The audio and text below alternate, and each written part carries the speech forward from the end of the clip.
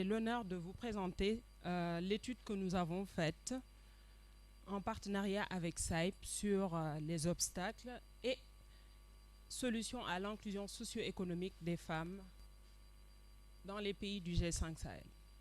Donc le Burkina Faso, le Mali, la Mauritanie, le Niger et le Tchad. Donc c'est une étude qu'on a réalisée au cours des derniers mois. Ok. Alors, il est où le pointeur, s'il vous plaît? Ok, très bien.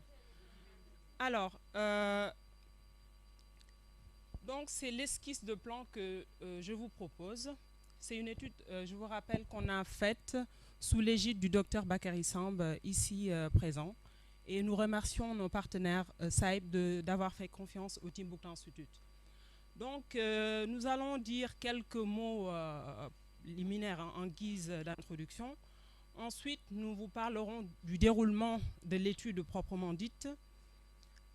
Nous parlerons également des défis de l'inclusion socio-économique quand les solutions viennent des femmes elles-mêmes.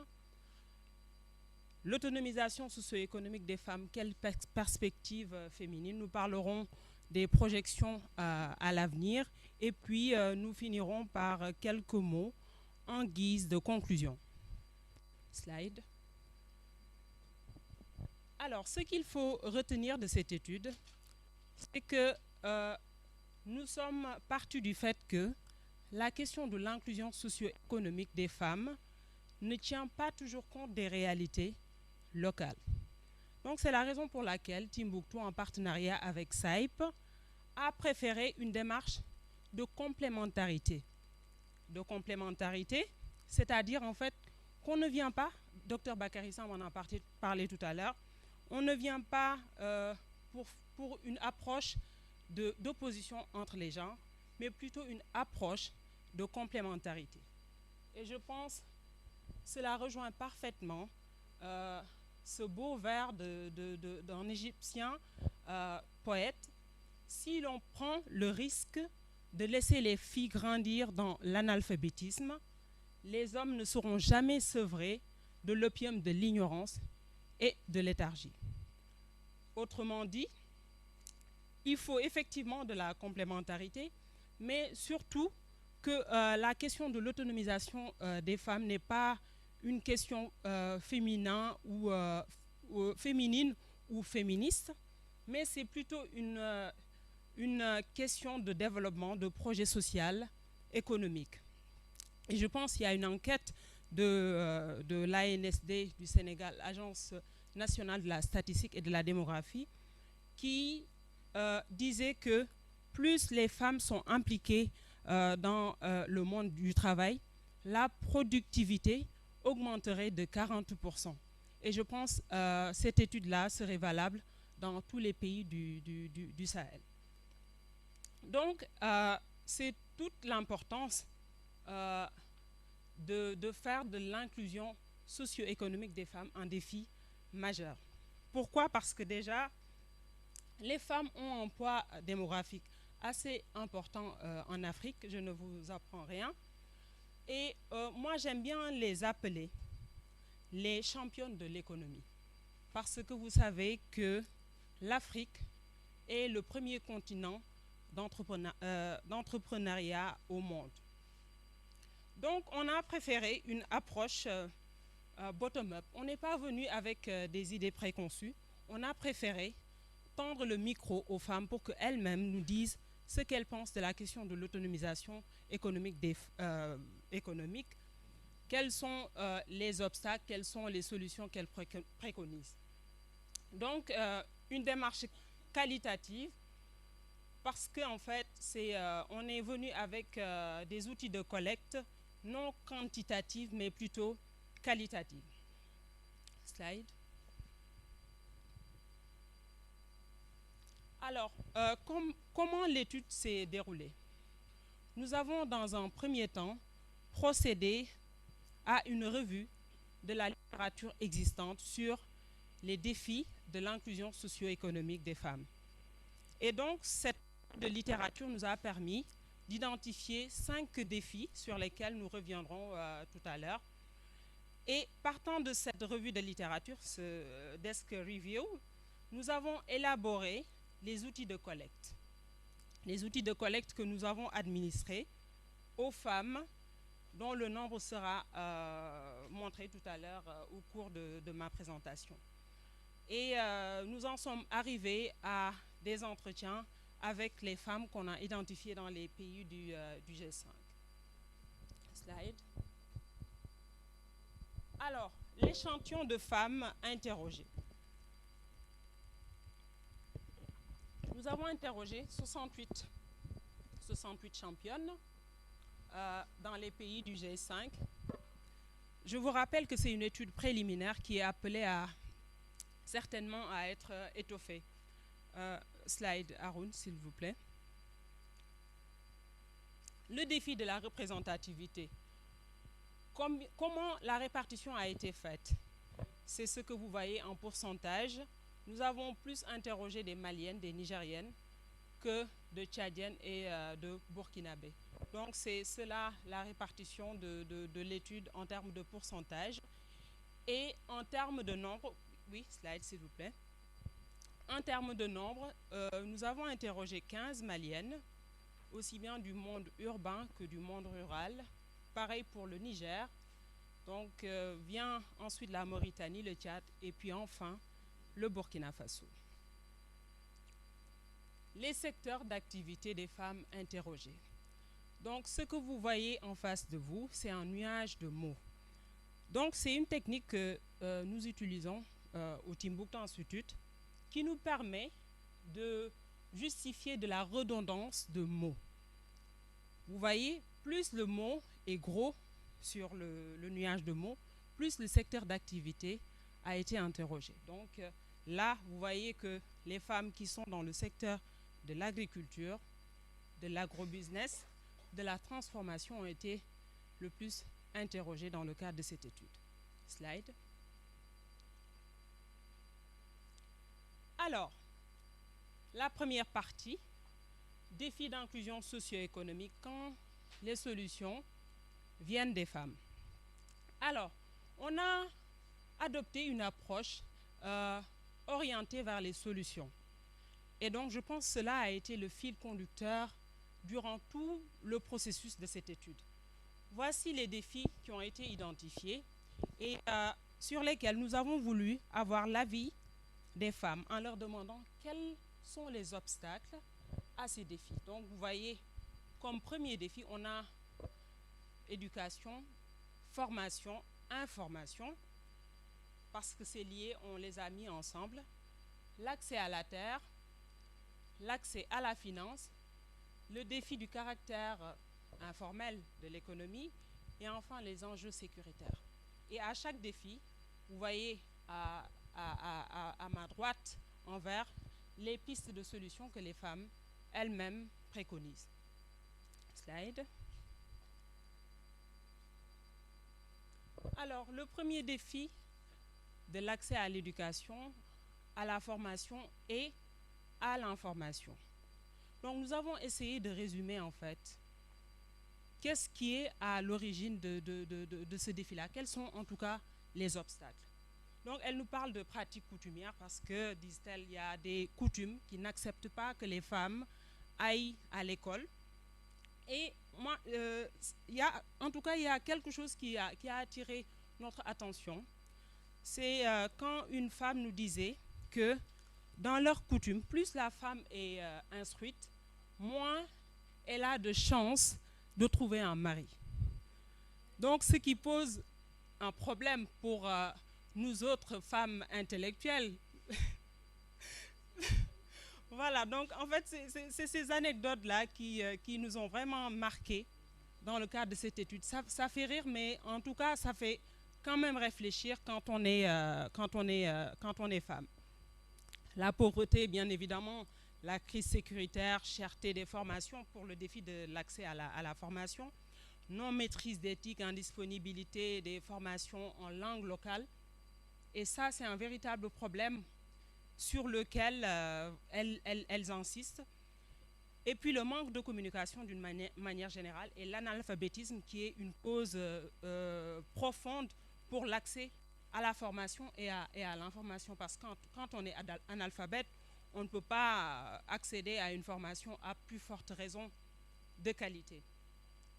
Donc, on constate une chose, c'est que les vulnérabilités en termes d'accès à l'éducation, à la formation, à l'information, en fait, c'est le tableau qui se présente quasiment dans tous les pays d'Afrique de l'Ouest, au Sahel en particulier. De un, on note que les femmes sont elles-mêmes conscientes, en fait, des défis de l'accès à l'éducation, à la formation et à l'information.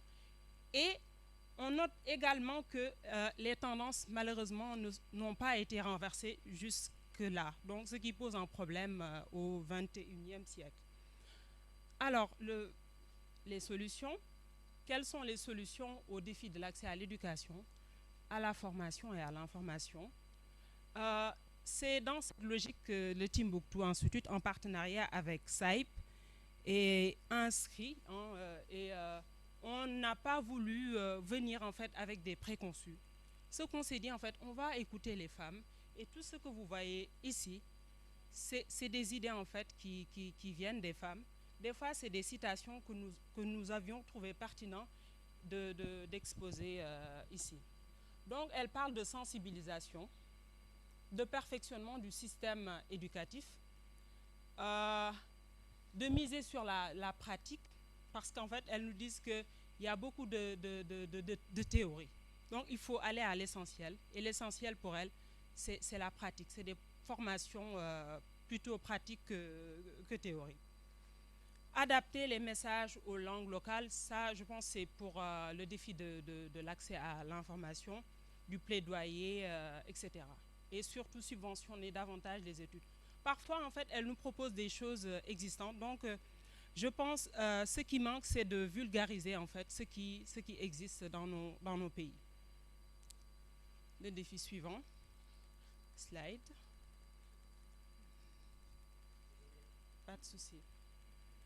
Alors, le défi de l'accès à la terre. La terre. Je pense qu'il n'y a pas plus grand défi qu'accéder à la terre au regard des enjeux qu'il comporte. Alors, qu'est-ce qui est à l'origine de l'inaccessibilité des femmes à la terre? Alors, elle nous parle des questions d'héritage. Et pour régler cette question, il y a des coutumes, en fait, qui, malheureusement, je vais dire, persistent en tout cas sur le fait que la femme ne doit pas accéder à la terre. Ou des fois, c'est la religion. En tout cas, c'est une interprétation des textes religieux qui fait que la répartition de l'héritage n'est pas égale par rapport aux droits des uns et des autres. OK. Alors, on a également noté comme défi la contradiction des us et coutumes.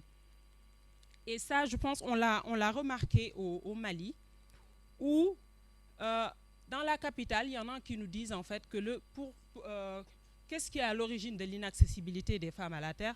Ben, c'est parce qu'elles n'ont pas les moyens d'en acquérir. Et dans le monde rural, ce n'est pas ce qui est dit. Surtout à Tombouctou, il me semble. Elles nous disent en fait que les femmes sont des reines. Et donc, elles peuvent accéder à la terre aussi bien que les hommes. Donc, il n'y a pas d'opposition à ce niveau-là. Alors, accès à la terre est signe de rébellion. C'est toujours au Mali qu'on nous le dit parce que, semble-t-il, il y a plus la femme a des pouvoirs, plus elle est redoutable. Donc, il ne faut pas du tout qu'elle ait accès à la terre. Donc, ce n'est pas généralisé. Mais en tout cas, c'est des cas, en fait, qui nous ont été relatés et qu'il nous semble pertinent de vous partager. Barrière financière, c'est ce que je disais tout à l'heure. Il faut avoir les moyens de s'en acquérir. Nous avons un système patriarcal qui fait que la femme ne peut pas accéder à la terre. Et cette citation, cette anecdote nous a été racontée par une femme, une Tchadienne. Elle dit en fait que un de ses voisins lui a dit si ma femme devenait grande productrice, elle serait obligée de me rembourser le montant de la dot et devrait se faire répudier. Et donc, on s'est dit, encore une fois, ce n'est pas des cas généraux, mais c'est des cas, en tout cas, rares qu'il faudrait exposer et discuter. Donc, également, on s'est posé la question, est-ce qu'il n'y a pas de domination incorporée? Quand on parle de domination incorporée, on pense à cette catégorie de femmes qui se met dans la tête qu'elle ne peut pas accéder à la terre parce que l'homme, en tout cas c'est à l'homme qu'il revient d'accéder à la terre et non pas à elle.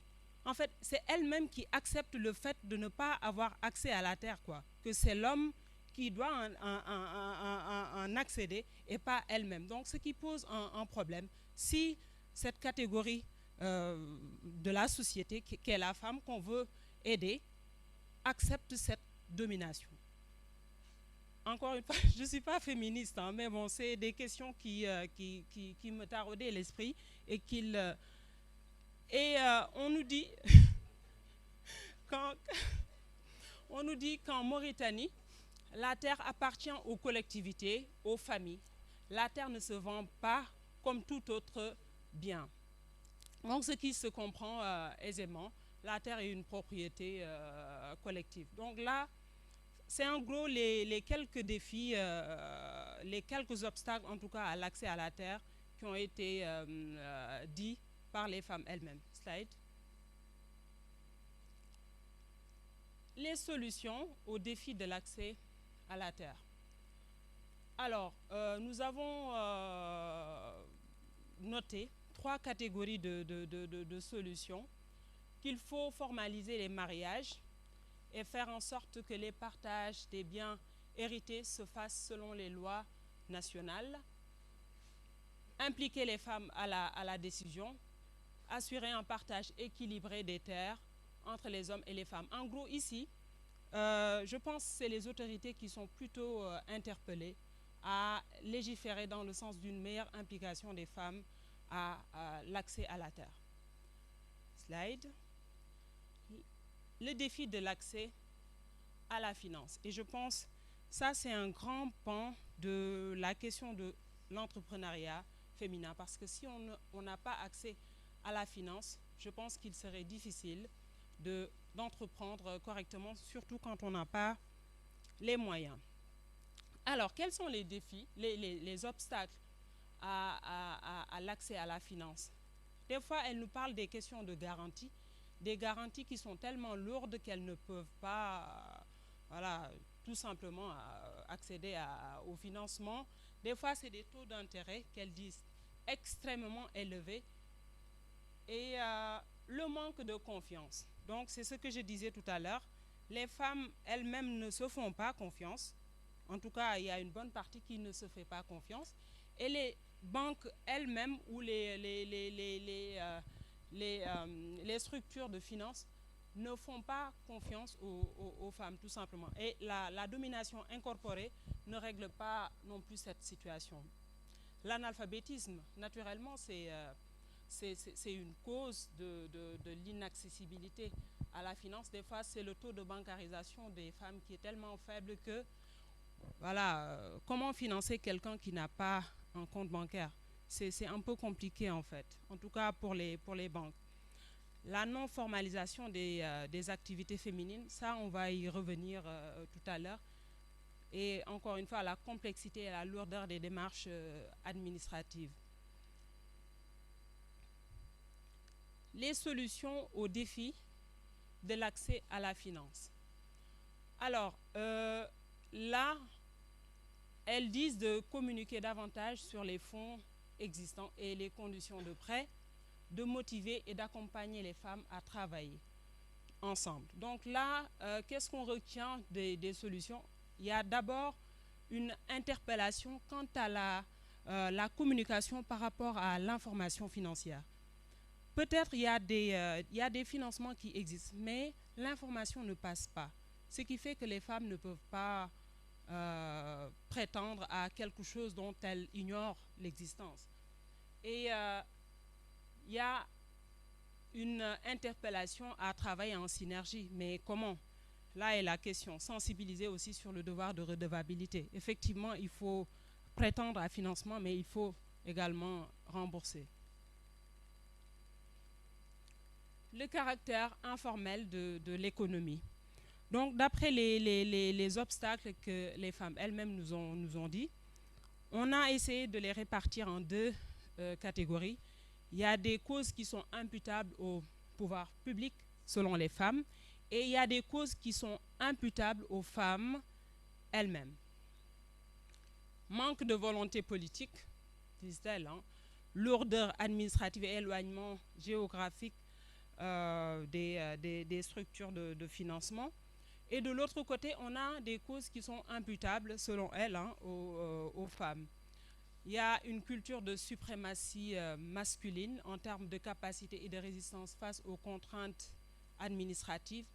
La peur de l'échec, effectivement, il faut le dire, nous les femmes, nous voulons tellement bien faire qu'on a peur d'échouer. Parfois, ça bloque notre volonté d'entreprendre et de prétendre à financement.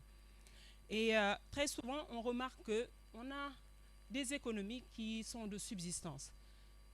Ce ne sont pas toujours des économies pérennes, mais c'est des économies au besoin. Et puis, on ne se projette pas forcément sur l'avenir, ce qui est un frein qui est imputable aux femmes.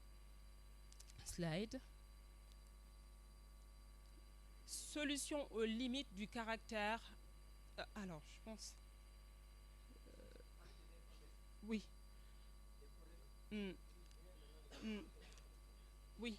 Solution aux limites du caractère informel de l'économie. Alors, le secteur informel, c'est une partie écrasante de l'économie africaine. Et donc, quelles sont les solutions qu'elle préconise? Il y a 3 blocs de solutions que nous avons retenus.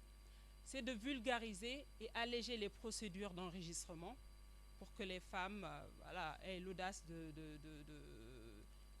de s'enregistrer et d'exister légalement. Établir des processus d'accompagnement visant à formaliser leurs activités génératrices de revenus. Et il y a une citation qui nous a marqué. Une baisse des exonérations d'impôts sur les 3 ou 5 premières années d'exercice. Et cela, disent-elles, motiverait à formaliser leurs petites entreprises. Le défi sécuritaire. Alors, je ne vous apprends pas que notre Sahel est confronté à une insécurité galopante. Et je pense, avec la porosité des frontières, aucun pays n'est épargné, y compris le nôtre, hein, le Sénégal. Donc les femmes, elles sont les premières victimes de cette insécurité, pour la simple et bonne raison que, en tant qu'épouse, en tant que sœur, en tant qu'entrepreneur, elles subissent de plein fouet les exactions de ces groupes voilà, extrémistes, terroristes. Alors, elles sont les premières victimes et elles nous disent en fait que les partenaires ne viennent plus, ce qui est tout à fait normal. Car s'il n'y a pas de sécurité, je n'imagine pas bien comment est-ce que les partenaires viendraient à investir leur argent pour quelque chose dont on n'est pas sûr de l'avenir. Alors, il y a les tensions intercommunautaires également qui impactent le Sahel et qui, par ricochet, impactent les femmes. L'éducation, formation et travail sont quasiment impossibles. Il y a des déplacements de population, je n'en parle pas. Et celles qui travaillent dans les marchés, elles ont une peur bleue d'aller travailler, de sorte que l'insécurité est en train de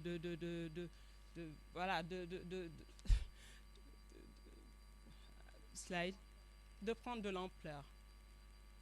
Alors, qu'est-ce qu'il faut pour solutionner cette insécurité? Il faut impliquer les femmes au processus de consolidation de la paix.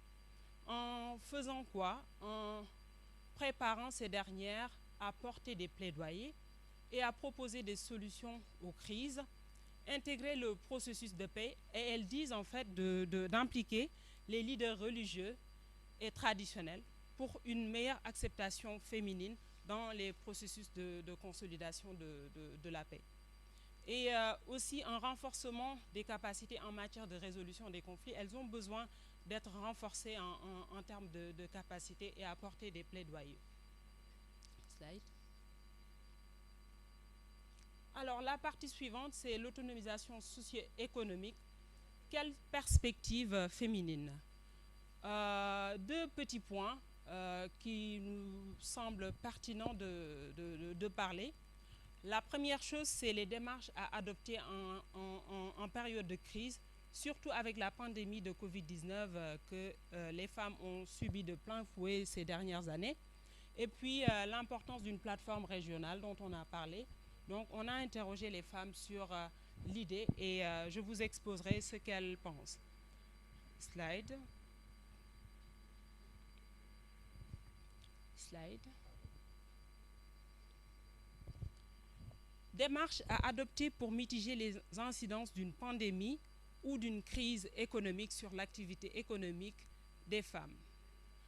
Alors, on a vu avec la pandémie, d'ailleurs, le Timbuktu Institute avait sorti un policy paper sur la vulnérabilité des femmes à l'épreuve de la Covid-19 et on avait soulevé la créativité féminine malgré cette pandémie qui a drastiquement touché le secteur, surtout les secteurs économiques, surtout l'informel. Et donc, on a relevé le fait que le e-commerce a été,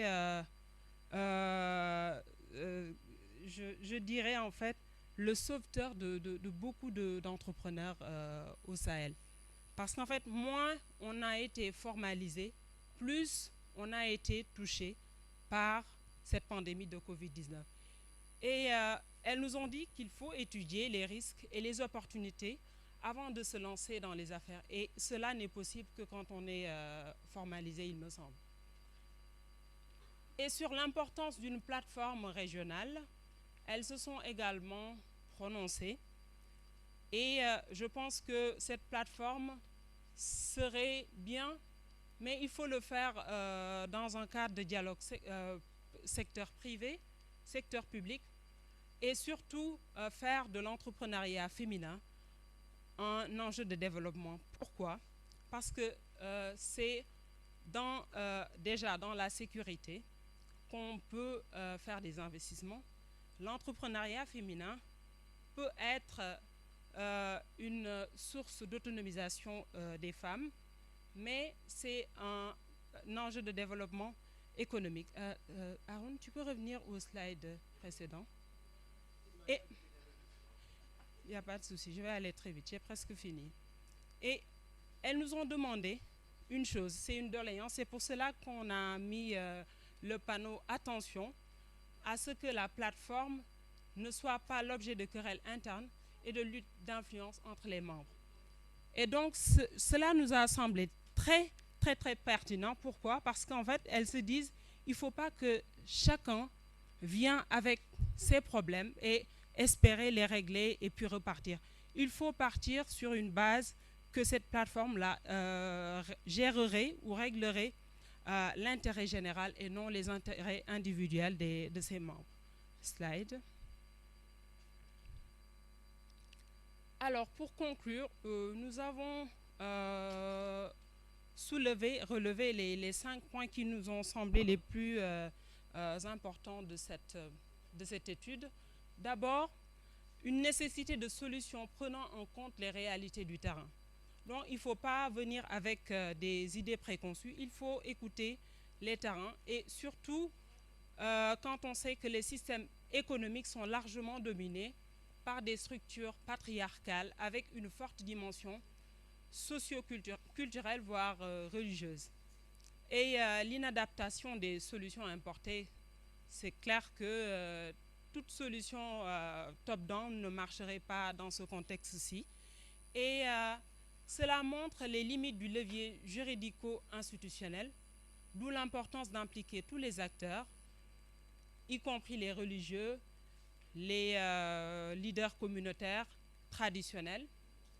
Il faut également sortir le débat sur l'autonomisation des femmes du seul carcan revendicatif et replacer dans une dynamique de conjugaison des rôles.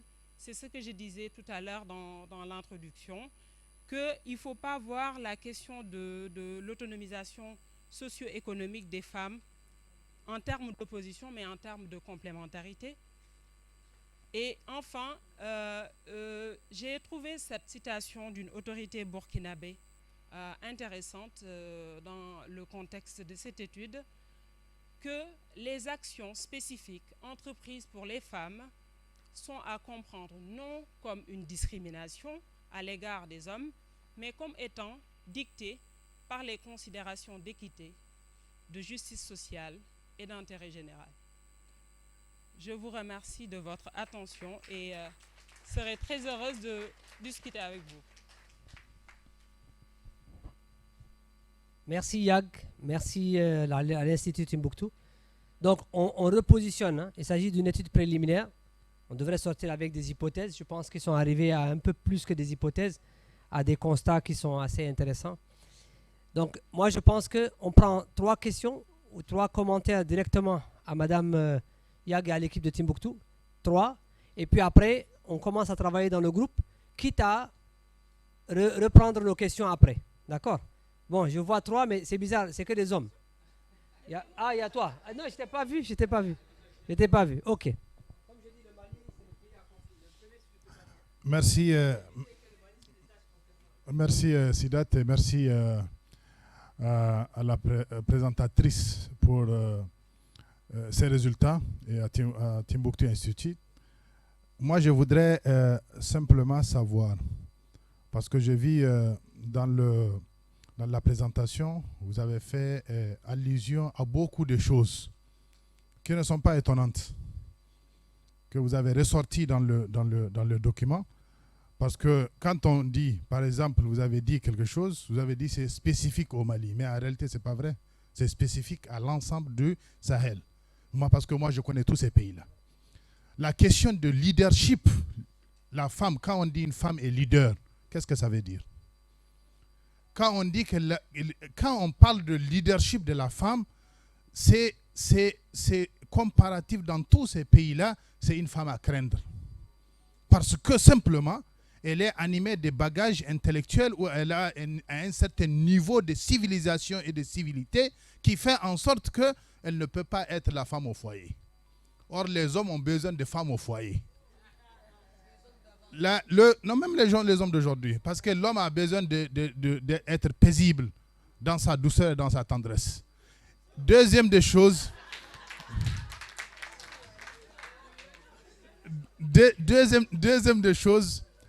c'est vrai qu'aujourd'hui, la femme a du mal. Parce que dans le document, là où vous avez mis la femme, enlevez la femme, mettez le jeune. On se retrouve. Parce que nous avons à peu près le même sort.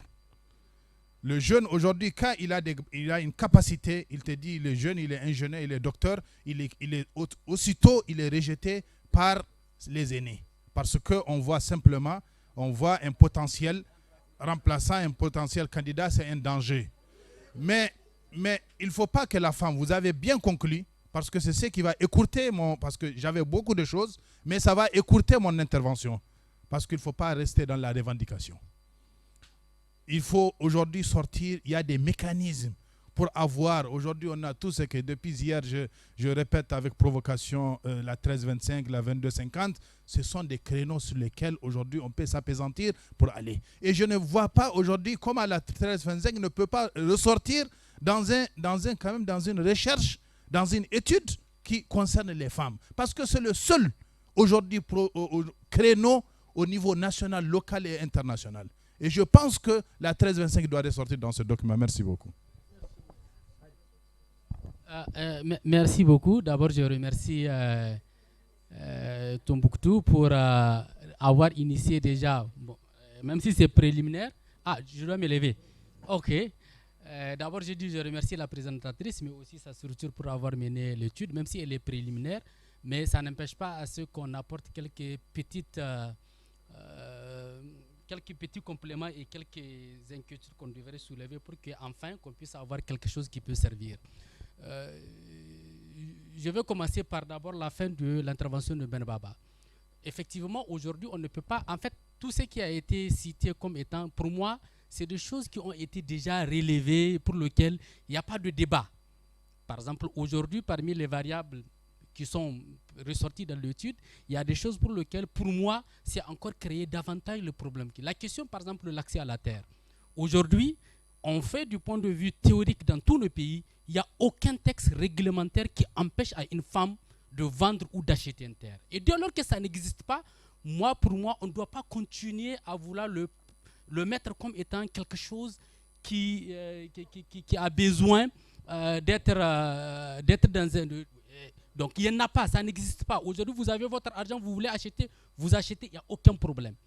Maintenant, il y a des questions de coutumes et de us pour lesquelles chaque communauté a sa manière de gérer ces genres de trucs. Mais si en le ramenant comme étant un problème, on risque encore de créer d'autres situations. Le deuxième élément, c'est par rapport peut-être aux hypothèses même de base. Parce que j'ai compris qu'il y avait un guide qui a été conçu. Mais ces guides, c'est de là où tout est parti.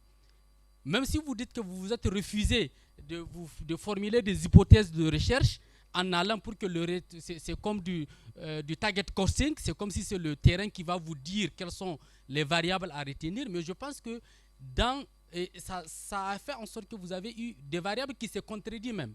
Vous prenez par exemple l'informalité de l'économie.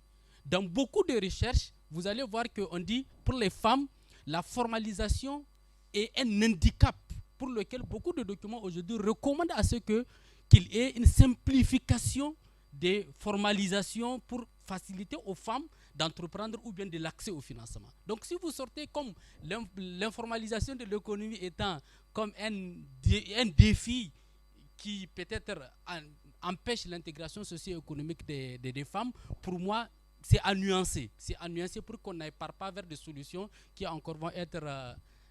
il y a quelqu'un qui... Bon, je vais m'arrêter comme ça, c'est bon. Oui, d'accord. D'accord.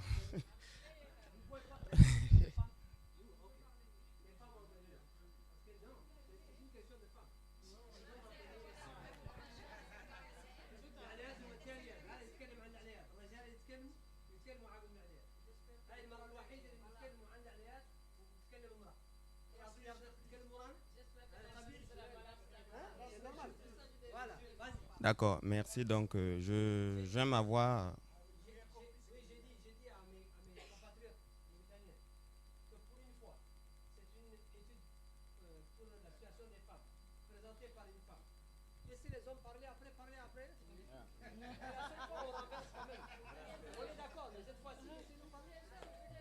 D'accord, merci. Je disais donc que je vais ma voix à celle de mes prédécesseurs pour féliciter justement le consultant pour le rendu très digeste. J'ai une petite question en ce qui concerne quels sont peut-être les critères qui ont justifié le choix de l'échantillonnage. Et aussi lors de votre exposé, j'ai vu que voilà, vous avez fait cas du fait qu'au regard de la situation sécuritaire assez dégradée, les femmes sont obligées de se déplacer et elles deviennent réfugiées dans leur propre pays. Cependant, vous n'avez pas proposé les solutions pour leur permettre quand même d'exercer une activité économique aussi rentable, pour leur permettre quand même de mener à bien leur activité et tout. Merci.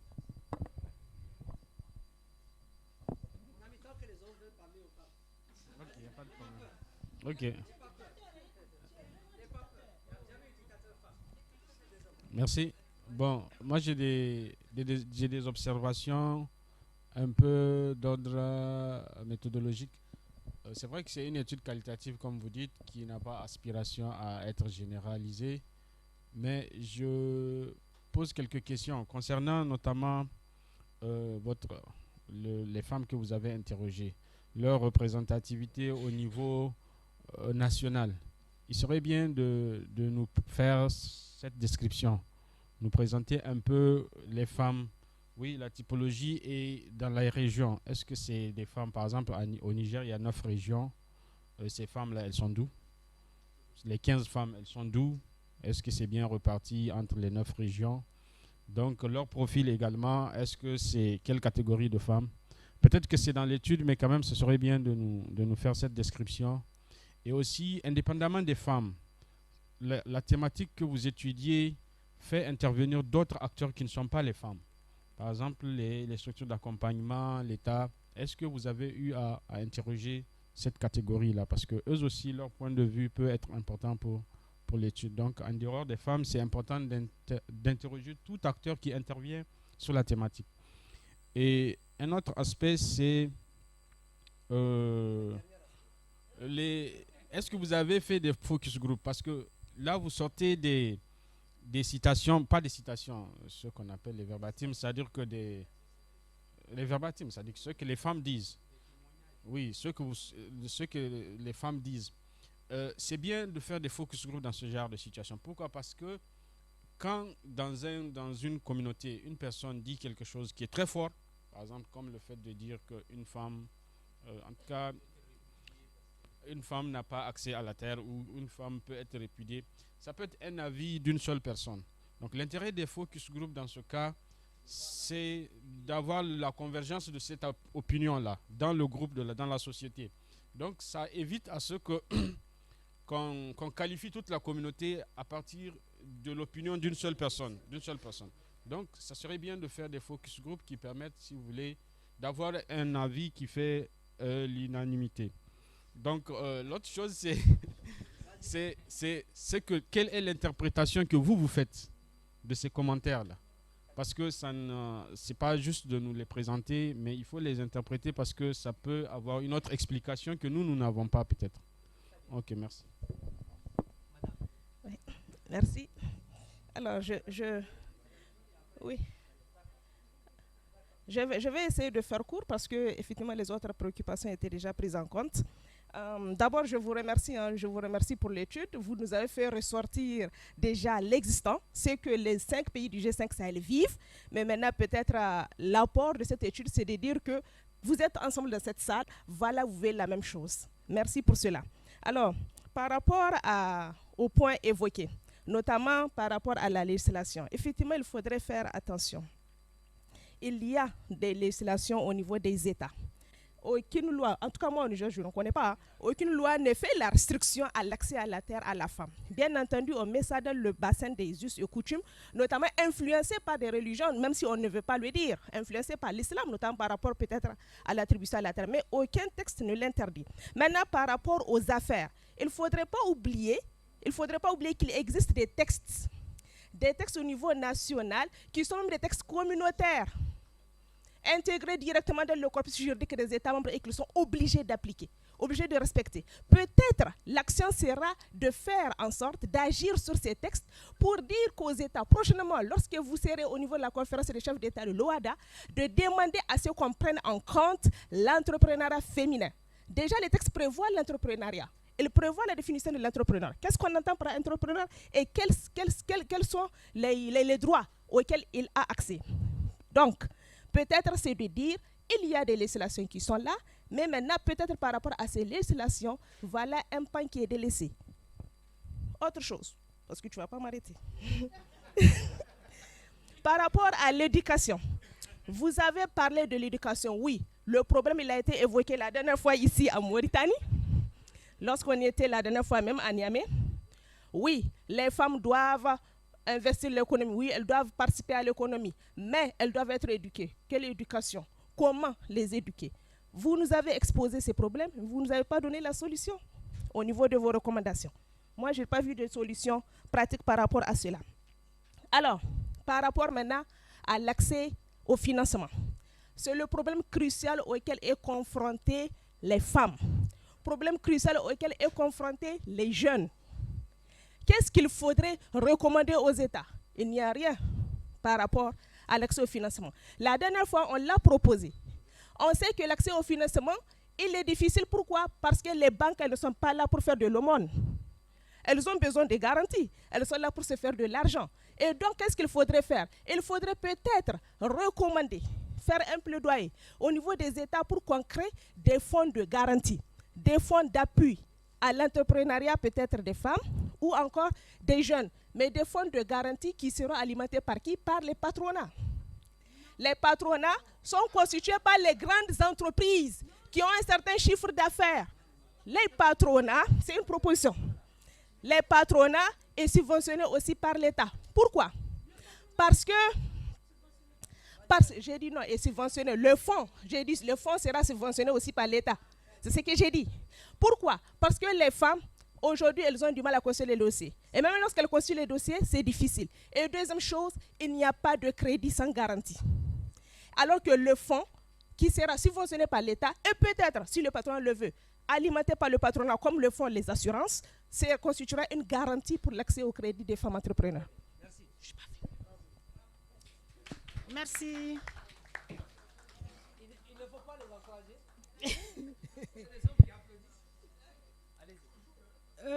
Ne soyez pas choqués par ce que je vais dire. Oui, écoutez, oui. Parce que vous... Non, parce que vous savez, souvent les femmes, nous avons trop tendance à nous apitoyer sur nos sorts. Et c'est pas bon. C'est pas bon. Hein?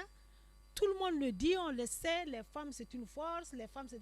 L'État, les États même le disent tout le temps, les femmes c'est la force. D'accord. Mais le problème c'est que nous les femmes, nous-mêmes, nous n'avons pas confiance en nous-mêmes. Et c'est le premier défi.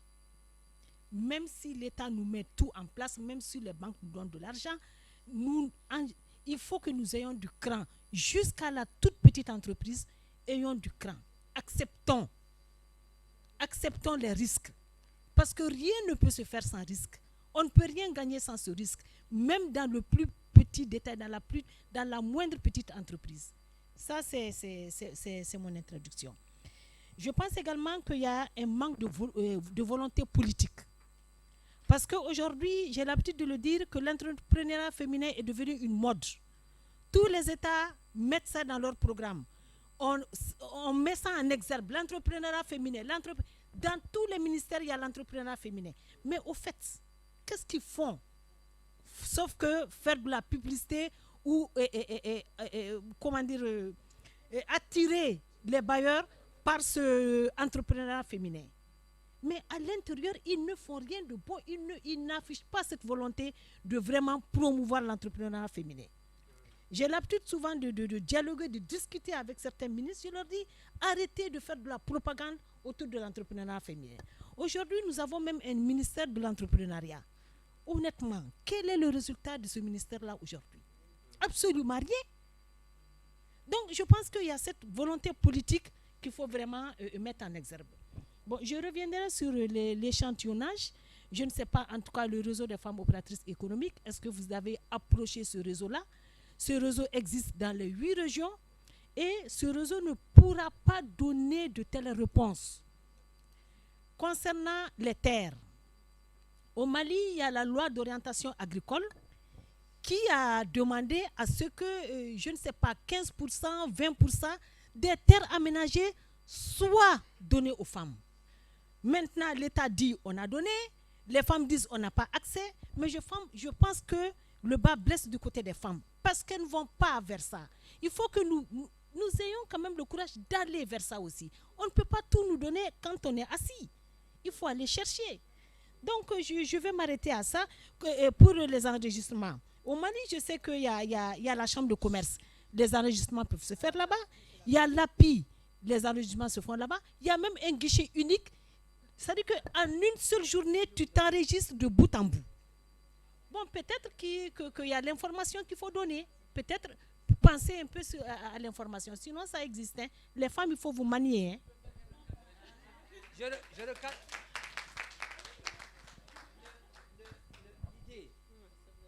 C'est juste important. L'idée du débat, nous, on fait toujours ça, docteur, et à l'Institut, nous, on fait toujours ça. On laisse les gens se défouler un petit peu et on recadre. Nous, on sait que c'est une étude préliminaire. On connaît les termes de référence de l'étude. Donc, ce qui est dit et qui n'est pas attendu de l'étude, on le recadrera après. Mais si on commence à dire aux gens dès le début de ne pas dire ce qui est hors de ce qui va se passer, c'est que les gens vont dire, bon, nous, on n'a pas les termes de référence, donc on ne parle pas. Vous voyez? Donc je préfère que les gens se défoulent. Après, moi, je pourrais leur dire, non, les amis, ça c'est hors. On va voir si on peut faire quelque chose, ça c'est dedans. Ok. أنا لا نتكلم بالحسانية تعودوا تترجموا لهم. الأخت قالت على اليافام على أنهم عندهم مشكلة العقار، على في الإسلام والله على في الدين. مشكلة السندات العقارية عند النساء ما هو في الدين، مشكلة في المجتمع وفي ليتا، على أنهم اللي الأراضي اللي تقسم دائما ينعطاو للرجال بهم اللي متمكنين. هذا من ناحية ليتيتر فونسي. من ناحية الوصول للقروض البنكية نفس الشيء. المشكلة الضمان العقاري والضمان العقاري العليات قليل ذاك اللي عندهم منهم. الانتربرينوريا فيمينيه في الساحل كامل مشكلته على النساء أكثريتهم في السيكتور انفورميل، وفي نفس الوقت هم اللي مازالوا يخصهم التكوين في منافسة السوسيتي اللي عند الرجال، لأن تاو نخرصوا لي باترونا اللي فيهم الرجال وتاو نخرصوا لي جروبمان اللي فيهم العلايات. هو هذا متباعد، أولا متباعد من حيث رأس المال، ومتباعد من حيث الفرص والوصول للقروض. فعلا على أن الفرص اللي متاحة للرجال ما هي متاحة للعلايات، بأن احنا هون في موريتان عندنا ياسر من الإدارات، عندنا وزارة التجارة، عندنا غرفة التجارة، وعندنا جيشينيك، وعندنا وزارة المرأة، وعندنا ياسر من القطاعات غير مولي. ذا كامل كيف ما قالت الأخت اللي من مالي، أخبار التمكين الاقتصادي والانتربرينور فيمينيه ما فات خلق منه شيء. اللي محتاجين النساء في دول الساحل على انهم يمرقوا من هذه الورشه، يمرقوا منها بشيء حقيقي. ياك نقدروا نتقدموا بين اللي نحن رجعنا 3 سنوات نجتمعوا هون وما فات تقدم شيء. يلا علينا نعدلوا بلاتفورم تعود الناس لا تجابر عليها، وتعود لا تقدم خطوات حقيقيه. اولها علينا نحاولوا نحن كاملين اللي نمثلوا اتحادات والله مجالس، علينا نحاولوا علينا نجذبوا العلايات نديروهم في القطاع الفورميل، ونعودوا نبحثوا لهم عن التمويل. وسايب يالتهم اللي يواكبنا بالتكوين. ياك تقد سيدة الأعمال تتقلب على العوائق، وتعود اللي تعرف تقد تجبر التمويل. شكرا. Ok, donc je vais traduire rapidement ce qui a été dit. Je pense qu'il y a beaucoup de choses qui ont été dites. Je vais m'excuser si je ne traduis pas littéralement, mais je pense que les idées, je vais les traduire. La première idée, elle a dit de faire très attention quand on expose que l'accès au foncier, c'est une problématique qui n'est pas légale, mais une problématique religieuse. Ce n'est pas vrai. Il n'y a pas dans la religion de l'islam une quelconque obligation ou restriction à l'accès aux femmes à la ressource, et à la terre en particulier. Il n'y a pas ça. Ce sont les coutumes et les traditions. Donc il faut replacer et ne pas dire c'est le cadre religieux qui oblige les femmes à ne pas avoir. Donc c'est très important. Peut-être que les femmes ne le comprennent pas, mais elle dit c'est important de le situer. Elle dit que le problème du financement pour elle, il est lié à l'accès à la terre. Si les femmes n'ont pas la terre, elles n'ont pas de garantie. Si elles n'ont pas de garantie, elles n'ont pas de financement. Donc c'est un cercle vicieux qu'il faut essayer de casser. L'autre chose qui était importante pour elle, c'était de dire que pour l'entrepreneuriat féminin, aujourd'hui, comme a dit sa grande sœur, il y a effectivement beaucoup d'institutions. C'est devenu un peu folklorique. Tout le monde veut faire de l'entrepreneuriat féminin. On attire des gens pour ça. Mais sérieusement, les femmes aujourd'hui, entrepreneurs, sont dans le secteur informel pour la plupart. Et elles ne sont pas encore en capacité, en termes de capital et en termes de savoir-faire, et en termes même d'égalité dans la société, de sortir de l'informel pour compétir avec les hommes. Ça, elles préfèrent qu'on se dise la vérité. Tant que les femmes ne sont pas formées, n'ont pas accès aux mêmes chances que les hommes, et qu'elles n'ont pas en fait ce cadre-là, elles ne seront pas prêtes à compétir. Et donc la situation de l'informel est très importante, et la solution viendra des organisations patronales féminines qui, si elles sont accompagnées, peuvent accompagner ces femmes pour que ces femmes-là puissent sortir et devenir formelles. Et c'est pour ça qu'elles demandent à SAIP et aux institutions de travailler avec les structures patronales féminines pour qu'elles puissent dire ce que les femmes ont comme problématique pour sortir de l'informel vers le formel au lieu d'aller de l'autre côté. Le dernier point qu'elle fait, c'est que ça fait 2-3 fois, elle a dit 3 fois qu'on se rencontre, on parle des problèmes des femmes, on commence à comprendre les problèmes des femmes, mais qu'est-ce qu'on a fait concrètement? Qu'est-ce qui a été fait justement pour que la femme, il y a 3 rencontres, est mieux aujourd'hui qu'avant? Ça, elle dit il faut qu'on soit sérieux, il faut que la plateforme qu'on a mis en place devienne active, qu'on commence à faire des choses, qu'on commence à dire des choses qui ont des effets, au lieu de continuer à juste répéter les problèmes des femmes qu'on répète à chaque fois. Très bien.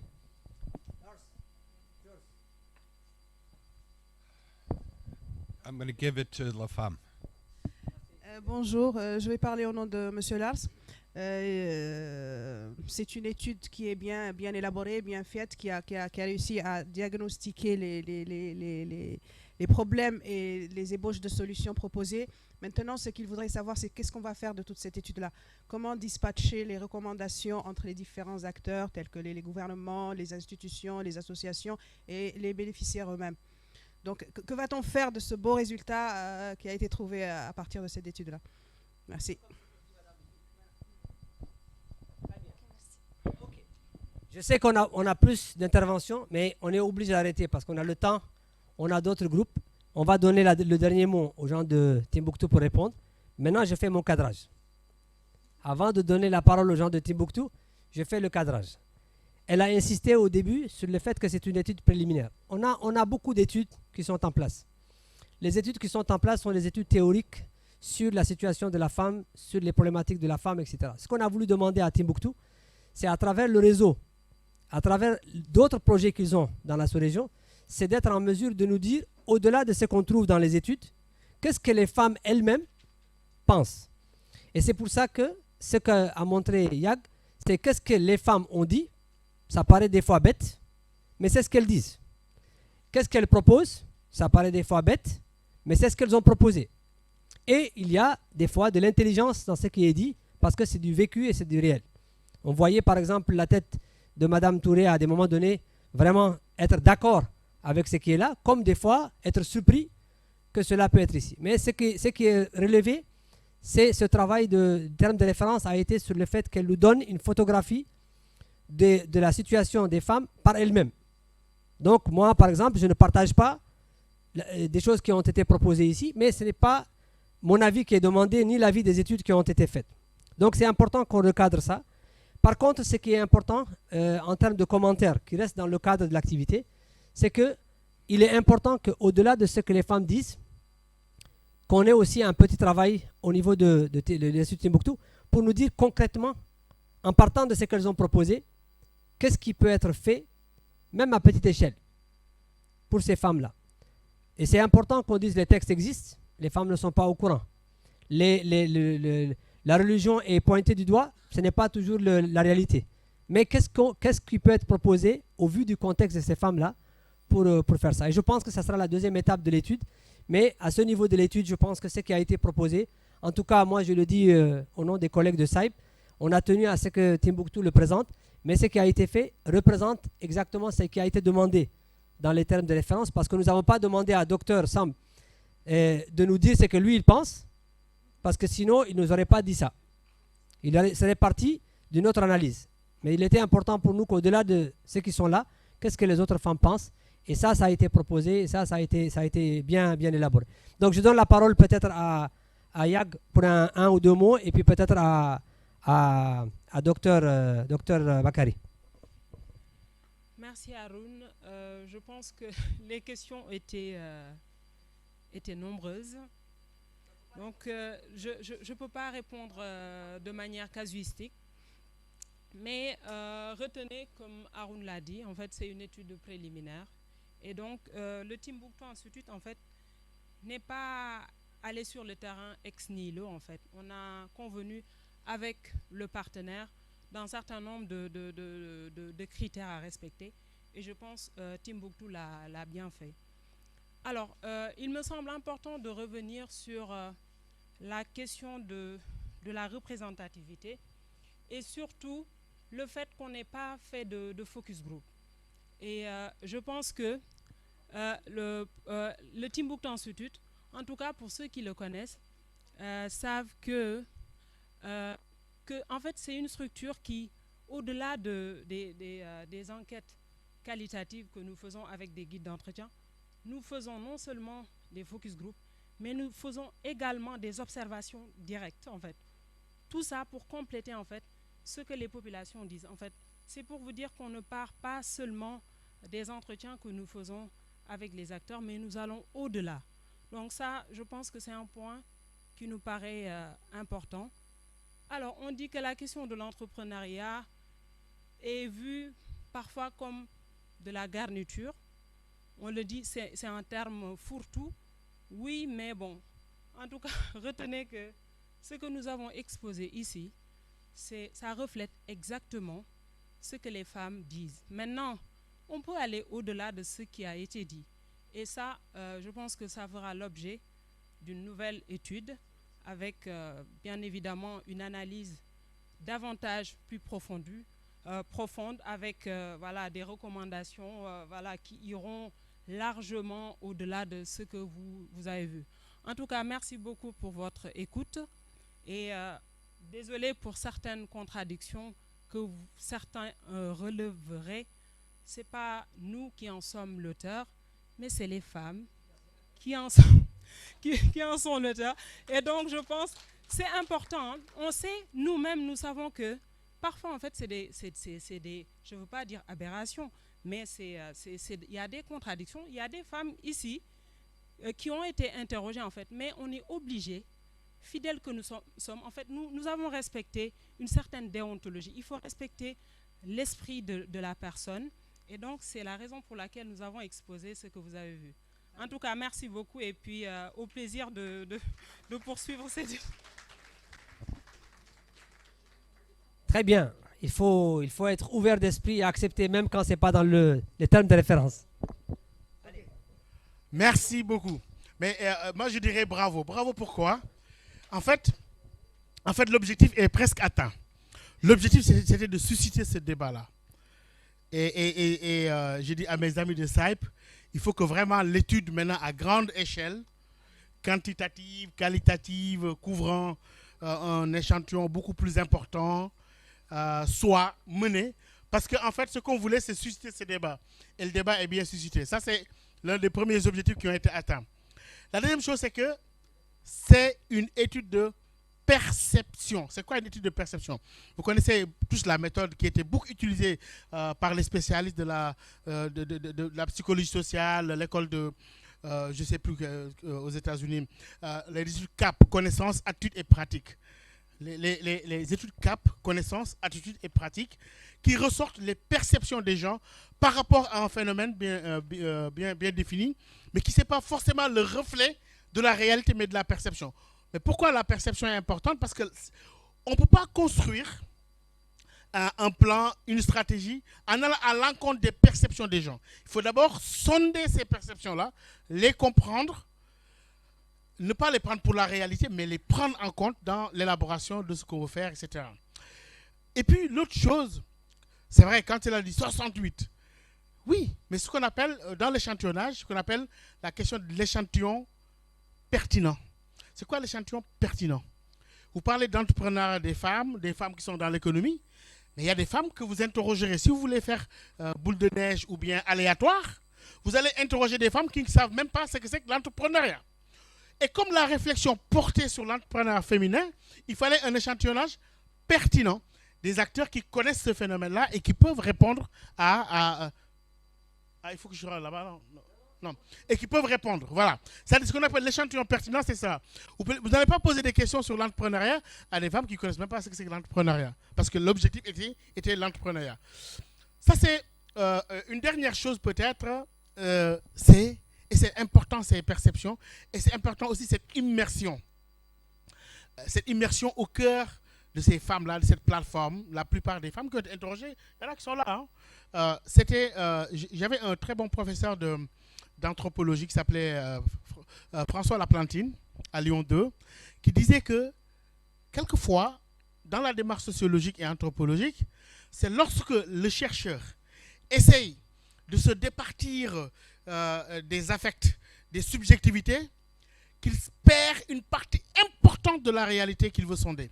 C'est-à-dire que c'est une immersion, ce n'est pas encore de l'observation participante, certains connaissent cette méthodologie-là, mais en tout cas, se baser sur les perceptions pour mieux les comprendre. Il est vrai, ça sort la question de la normativité. Il y a des textes de loi qui sont là depuis tout le temps. Et Mais les textes de loi ne reflètent pas la réalité. Quelqu'un me disait au Sénégal, quelqu'un me dit, vous savez, au Sénégal, il y a la loi et puis il y a la vie. Ah bon, donc la vie n'est pas basée sur la loi. C'est exactement sur tous les efforts réglementaires qui ont été faits. Je donne un exemple qui est là, pas tant.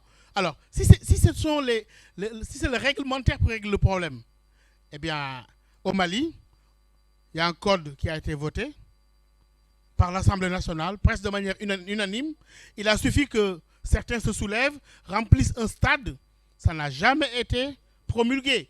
Donc, il faut faire attention. La dimension réglementaire ne règle pas, si j'ose dire, les problèmes chez nous. C'est-à-dire que c'est pour ça qu'on se dit on va sonder les obstacles socioculturels, pour ne pas dire religieux, et même d'une mauvaise interprétation de la religion. Là. أحيانا هناك استخدام بعض الآيات والأحاديث ولكن ليس في معناها ولا في موضوعها. يعني هناك عملية لتشويه الإسلام أو فيما يخص المسلمين أنفسهم. هم يستخدمون هذه الآيات وهم يجهلون تماما معنى الآيات. يعني il y a une utilisation parfois de ces versets-là, etc., de manière incomprise. Et donc, nous avons voulu parler d'obstacles socio-culturels. Et c'est cela, derrière ça, il y a les religions, etc. Et une étude a montré, j'en termine là, lorsque nous avons fait une étude pour ONU Femmes dans l'espace G5 Sahel sur les femmes et extrémisme violent, eh bien, vous savez, les obstacles à l'autonomisation des femmes, quand on met à côté les obstacles réglementaires, politiques, socioculturels, les obstacles socioculturels remportent cela à 70%. Parce que les États même et les acteurs qui font les lois et le gouvernement sont sensibles à ces pressions des religieux et de la culture. Donc nous avons voulu aller au-delà du réglementaire et sonder le socioculturel. Encore bravo pour ce débat-là et merci. Sur la question foncière, oui. Bon. Et merci Saïp d'avoir impulsé ce débat-là. Et je pense que la moitié de l'objectif a été atteint parce que nous avons eu un débat passionnant qui du reste, va nous inspirer pour la suite. Merci. Donc, hier avec mes collègues de Saïp, on avait fait une petite remarque intéressante. C'est qu'on avait donc mon directeur de Saïp, sa femme est italienne. Elle a fait le voyage avec lui. Et on a remarqué que lui, quand il parle, il reste assez fermé. Et elle parle avec les mains, elle parle avec... et elle est comme nous les Sahéliens. Mais je viens de remarquer qu'en fait, les Italiens du Sahel, c'est les Sénégalais.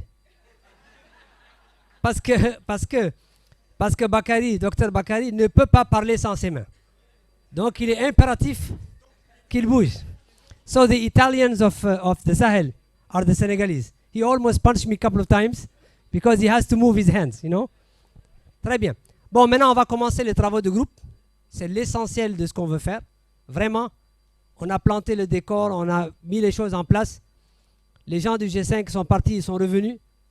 Maintenant, quel est le type de plateforme? Moi, je pense, je propose à l'audience, vous me dites ce que vous en pensez. Je vais tester la démocratie. Vous me suivez, mesdames? Je vais tester la démocratie. Nous, on veut, dans le cadre de cette activité depuis le début, proposer un cadre de dialogue public-privé au niveau du G5 Sahel. On a même hier pris le mot au sein du G5 Sahel. D'accord? L'idée, c'est quoi?